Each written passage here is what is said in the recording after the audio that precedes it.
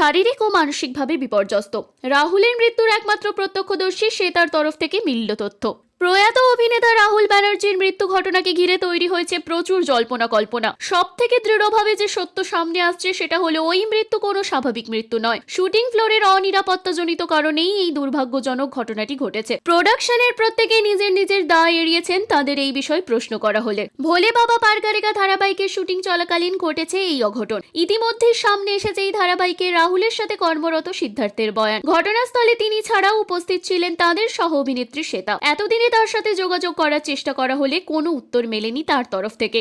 অবশেষে মিলল অভিনেত্রীর উত্তর। শ্বেতার তরফ থেকে পাওয়া বার্তায় স্পষ্ট জানানো হচ্ছে অভিনেত্রীর কাছে এখন তার ফোনটি নেই। মানসিক এবং শারীরিকভাবে ভয়ঙ্কর দুর্ঘটনার মধ্যে দিয়ে গিয়েছেন শ্বেতা। তিনি এখন সম্পূর্ণ বেড রেস্টে আছেন ডাক্তারের পরামর্শ অনুযায়ী। আরও জানানো হচ্ছে শ্বেতা সবসময় সত্যি সমর্থন করে। মিডিয়া বা রাহুল ব্যানার্জি যাকে তিনি সব থেকে বেশি কেয়ার করতেন তার প্রতি নিজের কর্তব্য মনে রেখেছেন অভিনেত্রী। একটু সুস্থ হয়ে যখন শ্বেতা দাঁড়াতে পারবে তখন নিজেই সবটা মিডিয়ার সামনে লিগ্যাল অথরিটিকে জানাবেন বলেই জানা যাচ্ছে। তাকে সুস্থ হতে সাহায্য করার আহ্বান জানানো হচ্ছে এই বার্তার মাধ্যমে, যাতে দ্রুত সুস্থ হয়ে তিনি সত্যিটা সামনে আনতে পারেন। এই বার্তাটি শ্বেতার পরিবার তথা ওনার দিদির মারফত পাওয়া গেছে বলেই খবর। মানসিকভাবে সুস্থ হয়েই অভিনেত্রী সবটা সামনে আনবেন বলেই আশাবাদী তার পরিবার।